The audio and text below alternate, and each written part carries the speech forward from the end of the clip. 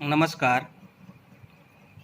मैं सचिन कुमार यादव, रचना शिक्षक प्रशिक्षण केंद्र जौनपुर से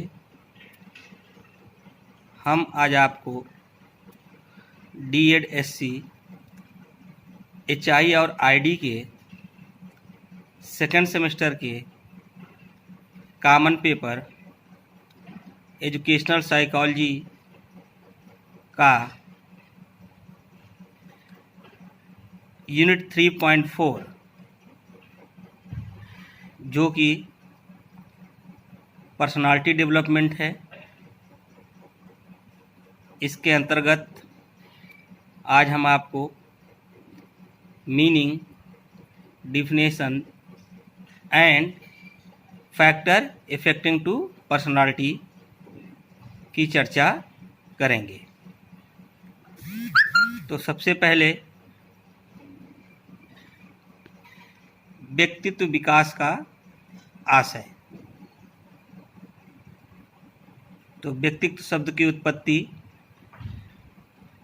लैटिन भाषा के पर्सोना शब्द से हुई है, जिसका आशय आवरण से है। प्राचीन ग्रीकवासी नाटकों में कार्य करते समय अपनी पहचान छिपाने तथा पात्रों की भूमिका के अनुरूप लगने के लिए आवरण धारण कर लिया करते थे। इस नाटकीय तकनीक को रोमवासी उपयोग करना आरंभ कर दिया और वहीं से व्यक्तित्व की अवधारणा प्रतिस्थापित हुई मानी जाती है। इस प्रकार पर्सोना का आशय इस बात से लिया जाने लगा कि कोई व्यक्ति कैसा दिखाई पड़ता है, न कि वास्तव में यह कैसा है। इसी अवधारणा को आगे चलकर और व्यापक रूप दिया गया और यह माना जाने लगा कि व्यक्तित्व का आशय किसी एक निश्चित विशेषता से नहीं है, बल्कि व्यक्ति की संपूर्ण विशेषताओं से है। अब आइए इसकी कुछ परिभाषा हम लोग देखते हैं। तो पहली परिभाषा जो कि G.W. आलपोर्ट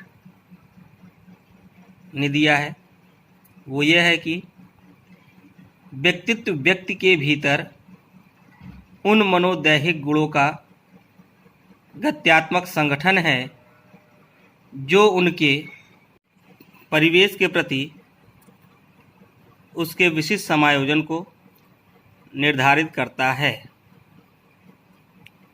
एक दूसरी परिभाषा मार्क्स जो कि 1976 में दिया था। व्यक्तित्व का अध्ययन व्यक्ति की वैयक्तिकता के उस विशिष्ट रूप का अध्ययन है जिसमें कि व्यवहार तथा उसके निर्धारक संगठित हैं। एक और परिभाषा जो मिशेल ने 1981 में दिया था। व्यक्तित्व का आशय विचार, संवेगों सहित विशिष्ट व्यवहार प्रतिभाव से है, जो व्यवहार द्वारा उसके जीवन की परिस्थितियों के प्रति अनुकूल की विशिष्टता प्रदान करते हैं। तो ये कुछ परिभाषाएं थी। अब हम व्यक्तित्व के प्रकार की बात करते हैं। तो व्यक्तित्व के प्रकार अलग अलग माने वैज्ञानिकों ने अलग अलग तरीके से दिया है, इसमें से कुछ निम्न है। हिप्पोक्रेट्स ने जो व्यक्तित्व का वर्गीकरण किया है वो इस प्रकार है। उन्होंने व्यक्तित्व के 4 प्रकार बताए हैं। उसमें पहला है आशावादी। आशावादी में जो व्यक्ति होते हैं वो आशावादी होते हैं, प्रसन्नचित्त होते हैं और सक्रिय रहते हैं। दूसरा टाइप है उनका विषादी। विषादी में निराशावादी, कुंठित और उदास। तीसरा प्रकार है क्रोधी, जिसमें आक्रामक, चिड़चिड़े, कोपसी। और चौथा है सुस्त, इसमें शीत, निष्क्रिय, दुर्बल और उत्तेजन विहीन। तो ये कुछ लक्षण हैं उनके। क्रेस्मर ने जो व्यक्तित्व का वर्गीकरण किया है वो इस प्रकार है। उसमें पहला है गोलकाय, जिसकी विशेषता है इसमें लोग नाटे, मोटे, चौड़ा सीना और ऐश्वर्य पसंद। दूसरा प्रकार इन्होंने बताया है वो है दौर्बल्य। इसमें जो होते हैं लोग वो शक्तिहीन, पतली भुजाएं, छोटा सीना आदि। तीसरा प्रकार इन्होंने बताया सुडोलकाय। इसमें जो लोग होते हैं वो स्वस्थ, शक्तिशाली, मजबूत हाथ पैर, सामंजस्यवादी और पहलवान। और इन्होंने एक चौथा इसका वर्गीकरण किया है मिश्रित। तो उन लोगों में जिनमें ये सारी विशेषताएं पाई जाती हैं उनको हम मिश्रित की श्रेणी में रखते हैं। फिर सेल्डन साहब ने भी इसका वर्गीकरण किया है व्यक्तित्व का। इन्होंने शारीरिक लक्षणों के आधार पर वर्गीकरण किया है, जिसमें इन्होंने 3 प्रकार की चर्चा की है। पहला है प्रकार गोलाकार, जो इसकी विशेषता है वो मोटा, भारी, गोलकार, कम विकसित, आराम पसंद लोग। दूसरा जो है वो आयताकार है। इसमें लोग जो होंगे वो स्वस्थ होंगे, गठीले होंगे, शक्तिशाली होंगे और साहसी होंगे। तीसरा जो इन्होंने प्रकार बताया है वो है लंबाकार। इसमें लोग दुर्बल, लंबे और निष्क्रिय होंगे। और एक व्यक्तित्व का जो प्रकार है उसमें हम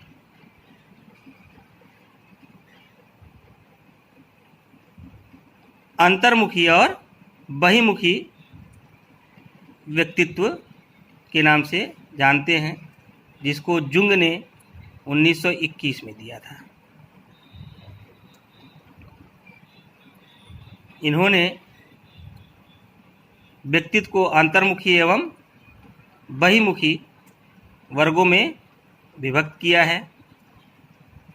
इनमें अंतर्मुखी जो व्यक्ति होते हैं वो संकोची, लज्जालु, दब्बू, विचार प्रधान, सामाजिक कार्यों में कम रुचि लेने वाले, विलंब से निर्णय लेने वाले तथा भविष्य के प्रति चिंतित रहने वाले होते हैं। इसके विपरीत बहुमुखी व्यक्तित्व वाक्पुट एवं सामाजिक होता है। इनमें निर्णय की क्षमता तथा सक्रियता अधिक होती है, बाह्य जगत की तरफ उन्मुख रहते हैं। इस वर्गीकरण का समर्थन आइजेंक ने भी किया और आगे चलकर इसमें उभयमुखी वर्ग भी जोड़ा गया और उभयमुखी में दोनों जो अंतर्मुखी और बहिर्मुखी की विशेषताएं हैं वो पाई जाती हैं। अब हम व्यक्तित्व को प्रभावित करने वाले कारक की बात करते हैं। तो इसमें सबसे पहले आता है आनुवांशिक कारण, जो व्यक्तित्व को प्रभावित करता है। उनमें भी कुछ और प्रकार हैं, जिसमें सबसे पहला है शारीरिक गठन। तो शेल्डन ने बताया कि शारीरिक संरचना व्यक्तित्व को प्रभावित करती है। मोटे, मसल या दुर्बल लोगों के व्यक्तित्व में अंतर उनके शारीरिक संरचना के कारण प्रदर्शित होते हैं। अधिक मोटा या दुर्बल होना कुरूपता के अंतर्गत आता है। बुद्धि। व्यक्तित्व के विकास में बुद्धि का महत्वपूर्ण योगदान होता है, क्योंकि बुद्धि समायोजन, उपलब्धि तथा सहनशीलता जैसे सभी उपयोगी व्यवहारों को निर्धारित करती है। प्रखर बच्चों में श्रेष्ठता, जबकि मंद बच्चों में हीनता विकसित हो सकती है।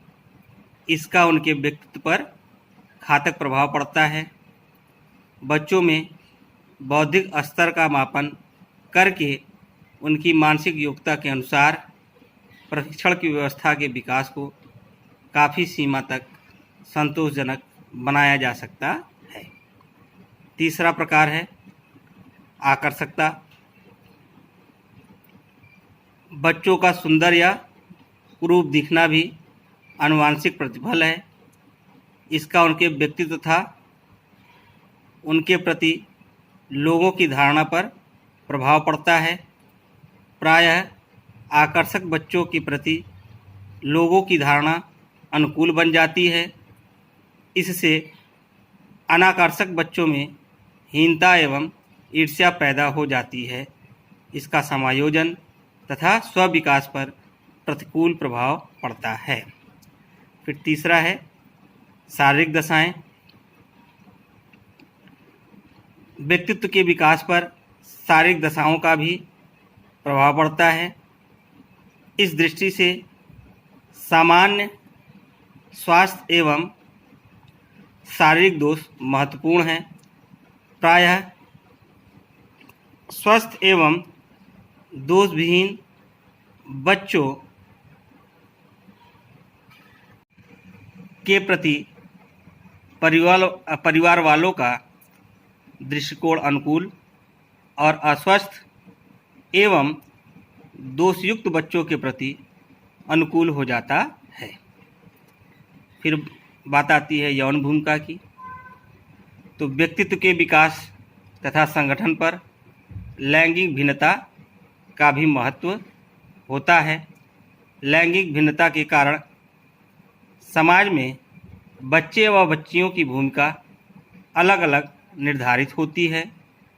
भूमिकाओं में अंतर और जैविक संरचना के कारण उनके व्यवहार में भी अंतर आता है, जो व्यक्तित्व के विकास तथा संरचना को प्रभावित करता है। अब हम इसमें जन्मक्रम की भी बात करते हैं। तो व्यक्तित्व के विकास तथा संरचना पर बच्चे के जन्मक्रम का भी प्रभाव पड़ता है। हरलाक के अनुसार प्रथम संतान में परिपक्वता शीघ्र आती है। पारिवारिक समायोजन अच्छा होता है, परंतु उसमें असुरक्षा की भावना अधिक होती है। वह लोगों का अधिक से अधिक प्यार पाना चाहता है।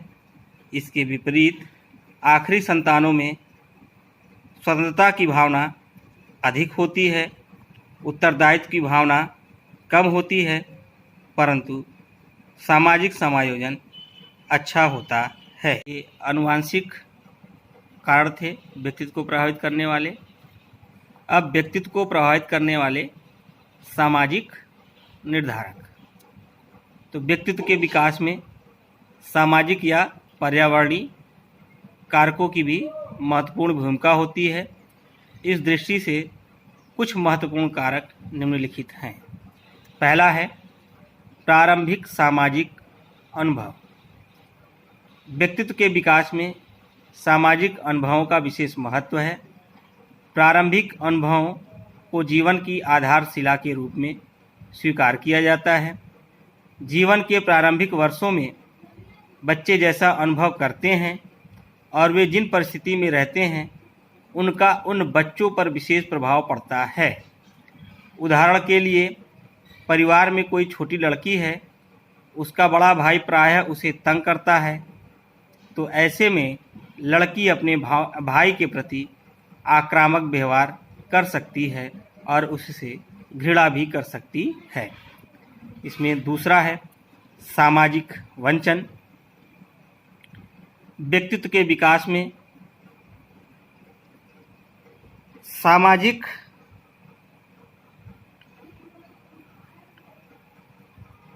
वंचन का विशेष महत्व है। जिस प्रकार की परिस्थितियों के साथ अंतःक्रिया होगी, उसी प्रकार का व्यक्तित्व भी विकसित होगा। यदि बच्चे को सामाजिक अंतःक्रिया या अधिगम्य से वंचित कर दिया जाए तो उसमें किसी भी शील गुण का विकास नहीं हो पाएगा। सामाजिक स्वीकृति। बच्चों में व्यक्तित्व के विकास पर सामाजिक स्वीकृति का भी गहरा प्रभाव पड़ता है। अपनों से बड़े तथा साथियों की स्वीकृति एवं अनुभव प्राप्त करने की प्रबल इच्छा रखते हैं। उनकी यह इच्छा उन्हें अच्छे गुणों का विकास करने के लिए प्रेरित करते हैं।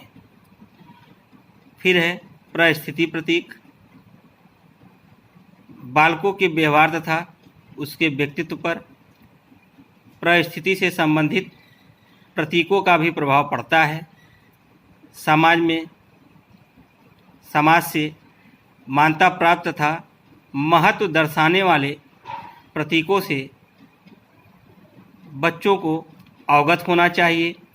ऐसा देखा जाता है कि अपने समूह में जो बच्चे अच्छे वस्त्र धारण किए रहते हैं, उनके प्रति अनुकूल या सकारात्मक धारणा शीघ्रता से बन जाती है।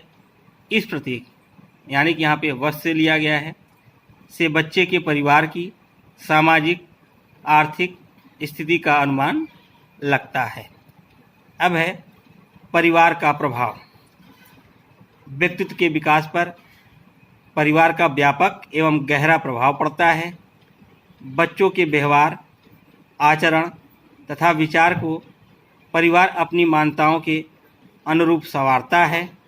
इसके अतिरिक्त छोटे बच्चे परिवार के वरिष्ठ सदस्यों का अनुकरण करके अपना अलग व्यक्तित्व बनाने का प्रयास करते हैं। समूह का प्रभाव। बच्चे के व्यक्तित्व के विकास पर समूहों का विशेष रूप से प्रभाव पड़ता है। सामाजिक व्यवस्था में समूहों का विशेष स्थान होता है। प्रत्येक बच्चा या व्यक्ति एक या एक से अधिक समूहों का सदस्य होता है। सामाजिक समूहों से तात्पर्य मनुष्यों के ऐसे निश्चित संग्रह से है जिसमें व्यक्ति परस्पर अंतर संबंधी कार्य करते हैं तथा जो अपने द्वारा या दूसरे के द्वारा परस्पर अंतःक्रिया की इकाई के रूप में मान्य होते हैं। फिर विद्यालय का प्रभाव। सामाजिक व्यवस्था में विद्यालयों का महत्वपूर्ण स्थान होता है। जिन विद्यालयों में बच्चे शिक्षा पाते हैं, उनके आदर्शों तथा क्रिया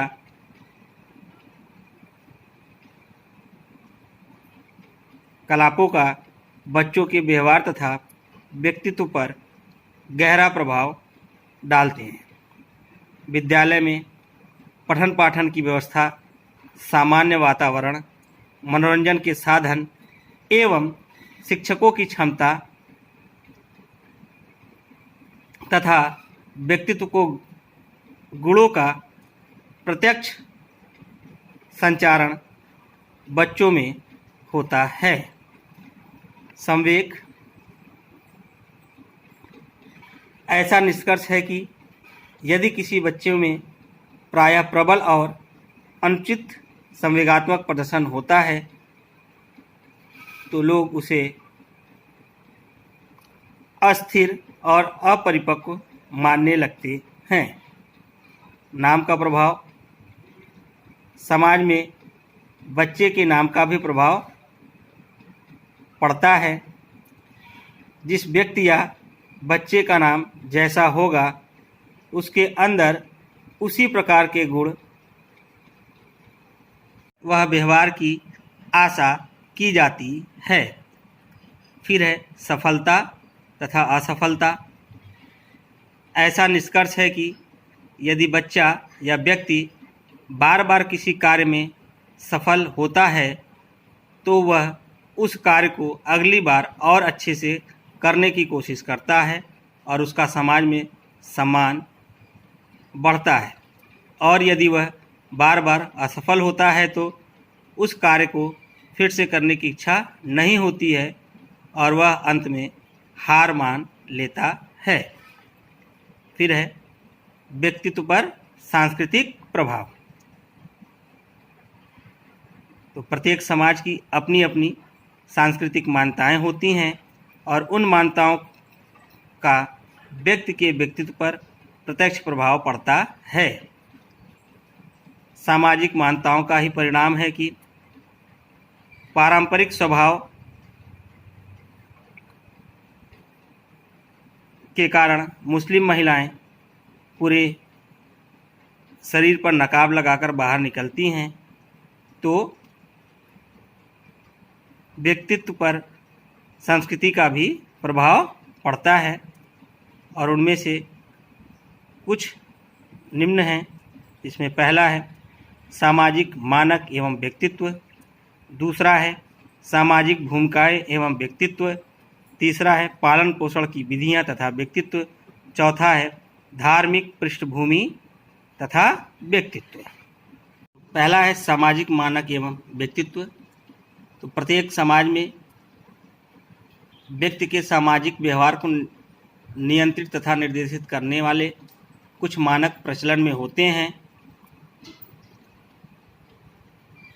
प्रत्येक सभ्य व्यक्ति से ऐसे प्रचलित मानकों के अनुसार ही व्यवहार की आशा की जाती है और इसका उल्लंघन करने पर व्यक्ति को सामाजिक परिहास,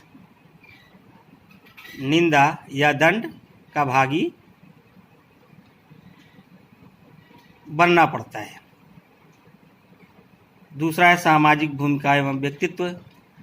तो प्रत्येक समाज में व्यक्ति के सामाजिक व्यवहार को नियंत्रित तथा निर्देशित करने के लिए कुछ भूमिकाएं होती हैं। प्रत्येक सभ्य व्यक्ति से ऐसे प्रचलित भूमिकाओं के अनुसार ही व्यवहार की आशा की जाती है। फिर है पालन पोषण की विधियां तथा व्यक्तित्व। तो व्यक्ति के व्यक्तित्व पर उनके पालन पोषण में प्रयुक्त विधियों का भी प्रभाव पड़ता है।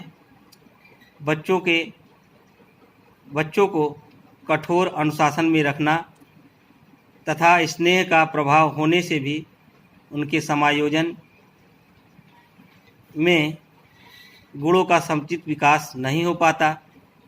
इस प्रकार अधिक रूढ़िवादी या धर्मवीर परिवार के बच्चे में अंधविश्वास, चिंता, भय एवं असुरक्षा की भावना विकसित हो जाती है। फिर चौथा है धार्मिक पृष्ठभूमि तथा व्यक्तित्व। तो व्यक्ति के व्यक्तित्व पर या बच्चों के व्यक्तित्व पर उसके धार्मिक पृष्ठभूमि का भी प्रभाव पड़ता है। तो आज हम लोगों ने व्यक्तित्व की चर्चा की, व्यक्तित्व की परिभाषा की चर्चा की, व्यक्तित्व के प्रकार को बताया।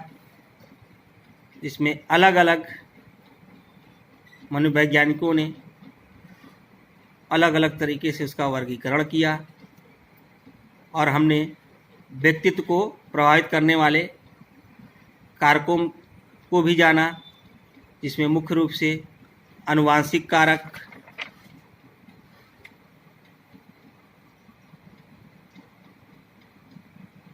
और सामाजिक निर्धारक